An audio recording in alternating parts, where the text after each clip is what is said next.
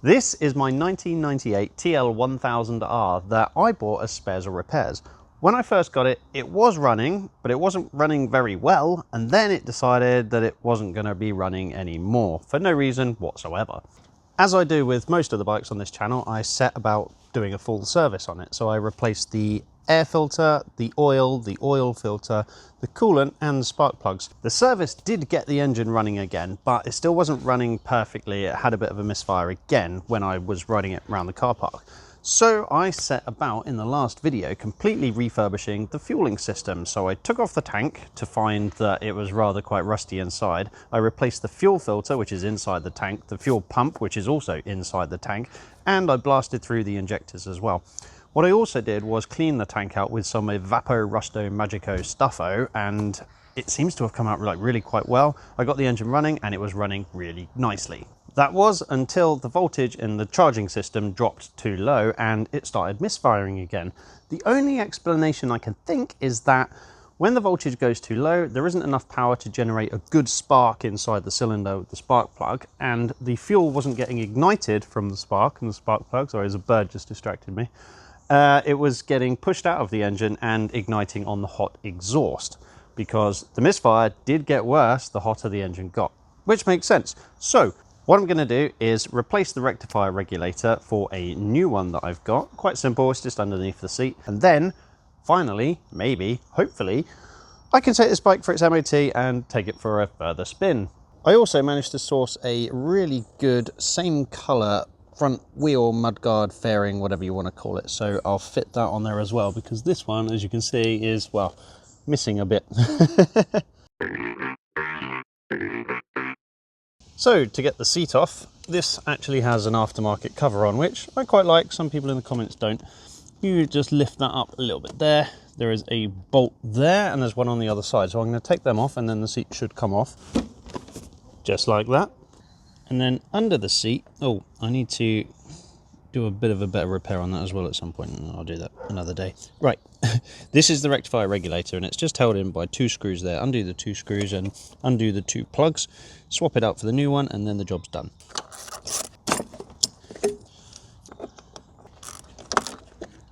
There we go, and now we can measure the voltage at the battery. So here we go, hopefully you can hear me over the sound of this roaring V-Twin. So with the engine at idle speed, I'm getting 12.8, 12.9 volts on there.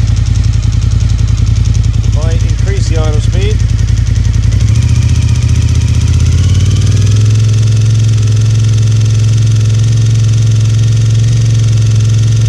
so there we go, I'm getting about 13.5 volts, 13 volts. Does seem to drop a little bit on idle. I think that will be okay. Let's see how we get on. Normally, I'd expect to see 14.5 volts on a charging system on a bike. So this is still charging low compared to what I'm normally used to seeing. However, might be right for this bike, I don't know. What I'm going to do is actually run it up to temperature and then ride it around the car park a few times and just see if I've got rid of that nasty misfire that I had.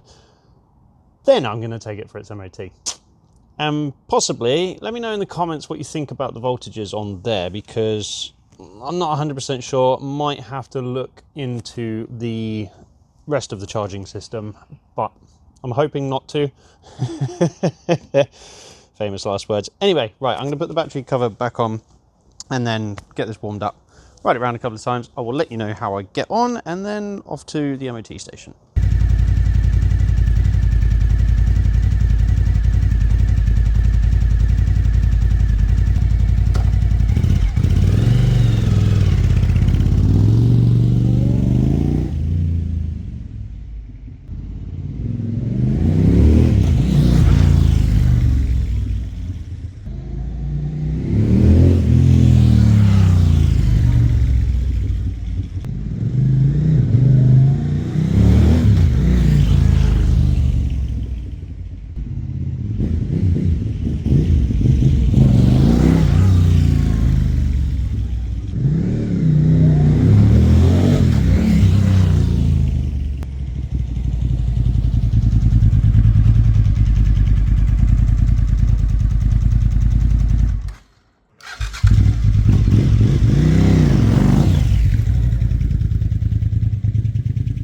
So we have a successfully passed MOT.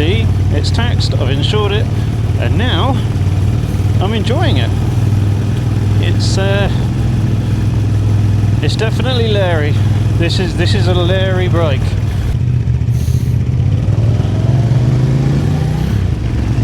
Oh, it sounds fantastic, and all that time and effort I spent balancing the throttle bodies, it's running absolutely perfectly. It's so responsive on the throttle.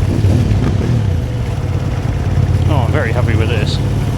So in 1998, somebody paid £8,500-ish for this bike, and I'm getting just as much enjoyment out of it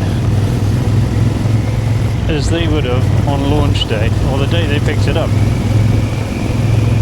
This is absolutely fantastic, this bike.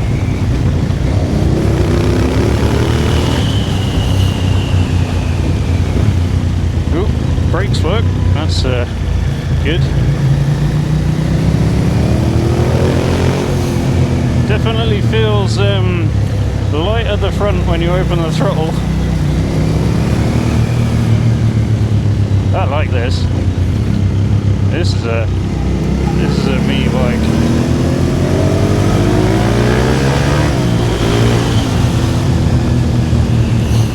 Well, it's fast, but I'd expect it to be. It's a superbike. I don't know what people are moaning about the handling. This it handles amazingly, he says, until it decides to try and throw him off.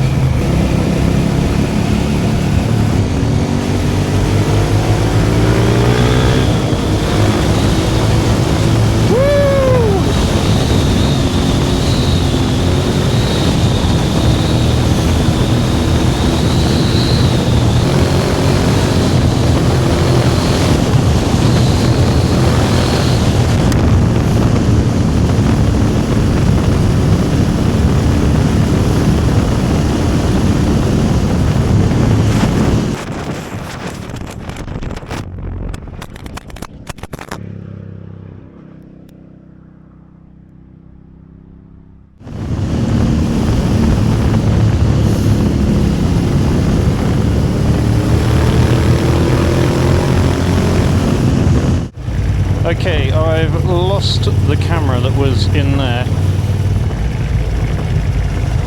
Should probably go see if I can find it.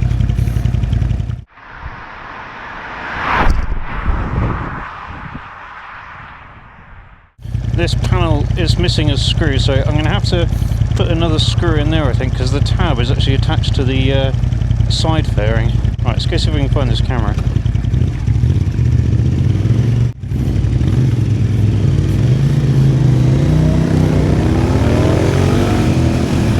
I wonder when that fell off then.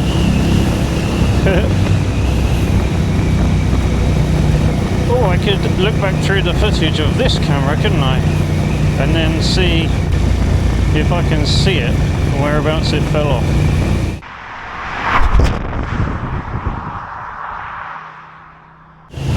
Oh, is that it? Yep, found it.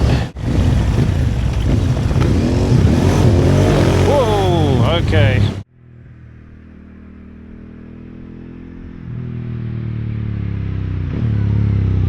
Is it still in one piece? It's still recording! Amazing. Well, that'll make for some good footage from it. Hello. Sorry, camera. Right, I'll turn this one off now because, well, I don't think wedging it in there was a very good idea. Oh, this bike sounds so good.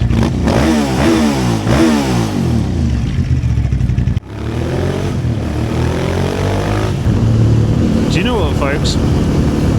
This doesn't necessarily deserve the reputation that it has. I think it handles sublimely. Oh, okay. I take that back. It just tried to throw me off. Do you know what? Everything feels really great with this bike. The gearbox feels amazing. The engine is so responsive. There's plenty of power. But in my opinion, not too much actually. It's got just the right amount of power. I think if it had any more, it would be constantly wheeling.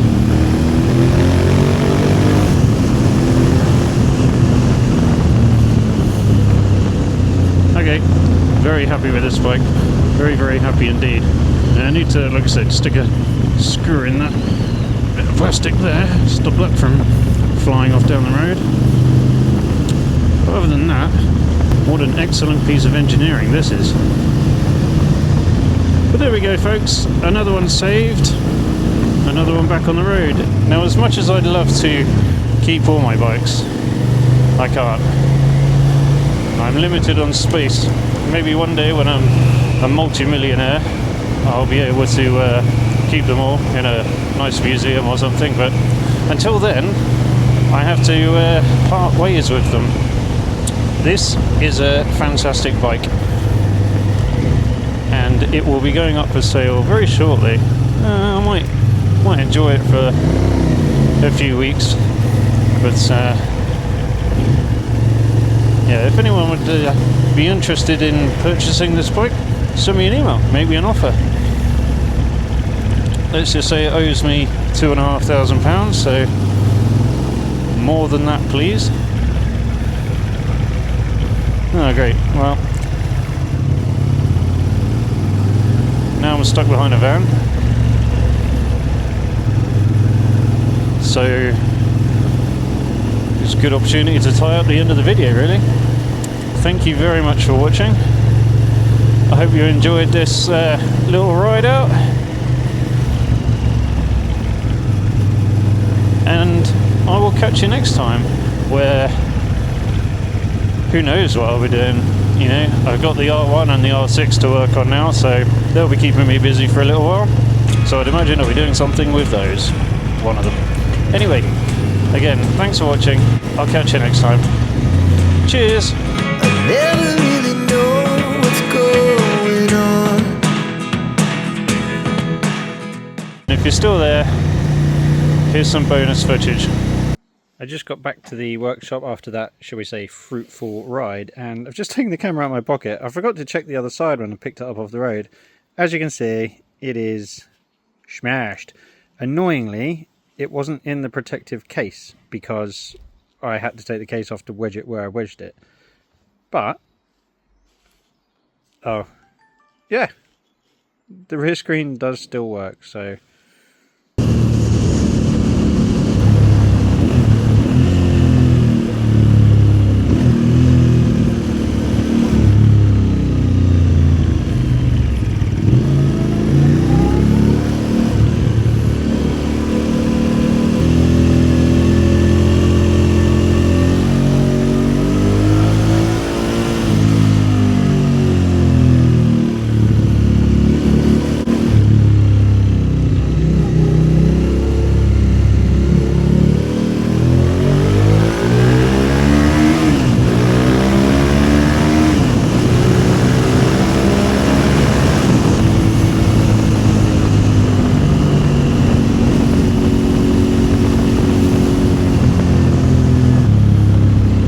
It's fast, but it's no Hayabusa.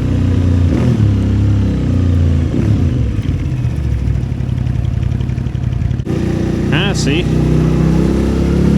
Is that what that's supposed to say? Ah, see? Why would you buy a number plate like that?